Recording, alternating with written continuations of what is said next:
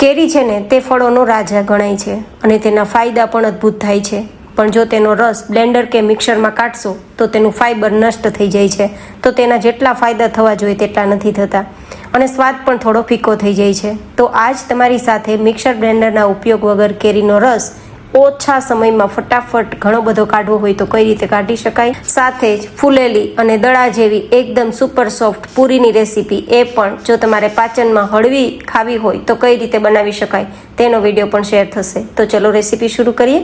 તો જેમના માટે સૌથી પહેલાં પૂરીનો લોટ તૈયાર કરી લેશું। તો 2 કપ જેટલો ઘઉંનો ઝીણો લોટ, જેમાંથી રોટલી બનાવીએ તે લોટ લેશું અને આપણે પૂરીને ઓઇલ ફ્રી તૈયાર કરવા માટે 1/4 કપ જેટલો રવો લેશું। અહીંયા તમે અડધા કપ જેટલો ભાખરીનો લોટ હોય તે પણ લઈ શકો છો। સાથે હવે આપણે અહીંયા સ્વાદ પ્રમાણે નમક મિક્સ કરી દઈશું, 1 નાની ચમચી જેટલું, અને 2 ચમચી જેટલું તેલ મિક્સ કરી દઈશું મોણ માટે। અને બધું જ સરસ લોટમાં મોણ અપાઈ જાય પછી હુંફાળા ગરમ પાણીથી કડક લોટ તૈયાર કરીશું, જેથી આપણી પૂરી છે તે ઓઇલ ફ્રી તૈયાર થાય અને ફૂલીને દડા જેવી તૈયાર થાય। પછી ફરીથી 1 ચમચી તેલ મિક્સ કરી અને લોટને થોડીવાર માટે સેટ થવા રાખી દઈશું, જેથી લોટ એકદમ સરસ મજાનો સોફ્ટ થઈ જાય।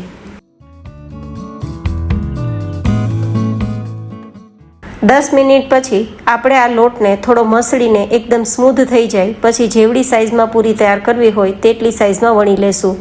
પૂરીને થોડી ભરેલી અને થોડી આપણે થીક જ રાખવાની છે, જેથી પૂરી છે તે તળતી વખતે ફાટી ના જાય। અને જો બહુ પાતળી વણશો તો વચ્ચેથી ફાટી પણ જશે, અંદર તેલ પણ ભરાઈ જશે અને સમય રહેતા કડક પણ થઈ જશે। તો આટલી આપણે ભરેલી પૂરી તૈયાર કરવાની છે।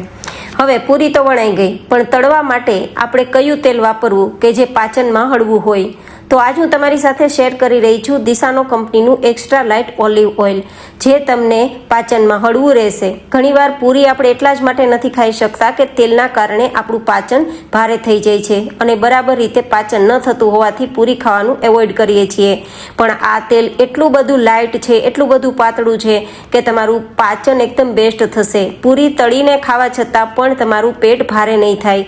અને જો હાઈ કોલેસ્ટ્રોલ હોય અને તમે તળેલી પૂરી ખાવા માંગતા હોય તો આ તેલમાં પૂરી તમે તળીને ખાઈ શકો છો।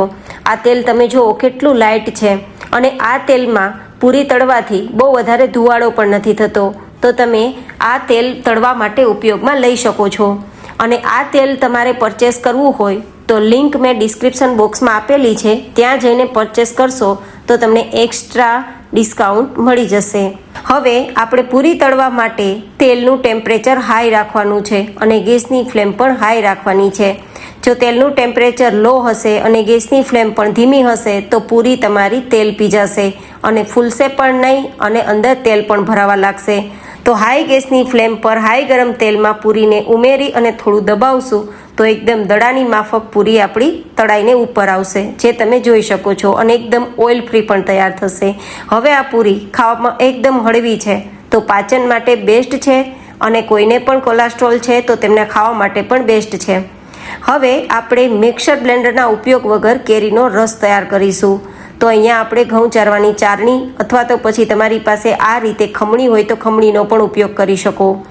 એકદમ ઇન્સ્ટન્ટ તો આ રસ નીકળશે જ, પણ આ રસમાં આપણે કોઈ પણ પ્રકારના ઇલેક્ટ્રિસિટીનો ઉપયોગ નહીં કરીએ તો તેનું ફાઇબર પણ નષ્ટ નહીં થાય અને ફાઇબર રીચ આ રસ આપણા શરીર માટે ખૂબ ફાયદા કરે છે। તો આપણી જૂની પદ્ધતિથી આપણે રસ કાઢીશું। આ કોઈ નવી પદ્ધતિ નથી, પણ સમય રહેતા આપણે આ પદ્ધતિને ભૂલી ગયા છીએ। તો બસ મેં આ પદ્ધતિને તાજી કરાવવા માટે, આની યાદ તાજી કરાવવા માટે આ રીત અપનાવી છે। બસ આ રીતે કેળીને ઘોળી લેવાની છે અને એકદમ સરસ મજાનું ઘોળાઈ ગયા બાદ તેનું મોઢું ખુલી જાય પછી આપણે તેની ગોઠલા સહિત રસ આ રીતે દબાવીને કાઢી લેવાનો છે। હવે તેની છાલને પણ ખોલીને આપણે જે આપણી ચારણી છે તેમાં ઘસશું તો ઇઝીલી બધું જ નીકળી જશે। તો આ રીતે રસ કાઢવાથી એકદમ સરળતા રહેશે, ન કોઈ મહેનત, ન કોઈ ઝંઝટ, ન વધારે સમય, અને ઓછી મહેનતે ઓછા સમયે ઓછી ઝંઝટે ઘણો બધો રસ કાઢી શકશો, એ પણ ફાઇબર રીચ। આમાં કોઈ પણ પ્રકારનું ફાઇબર નષ્ટ નથી થવાનું, તો તમને શરીરમાં તેના ફાયદા ખૂબ થવાના છે। હવે માનો કે કોઈ કેરી થોડી ખરાબ હોય તો આપણે આખી કેરી નથી ફેંકી દેતા, પણ તેને થોડી કાઢી લઈએ છીએ। તો હવે આને આપણે ઘોળી નહીં શકીએ કારણ કે ઉપરથી થોડી ખરાબ છે, તો શું કરવાનું, તો ચપ્પુથી પેલો ભાગ કાઢી લેવાનો જે ખરાબ છે તે, અને પછી ઘોળવાની નથી, તેને આપણા ટુકડા કરી લેશું આ રીતે।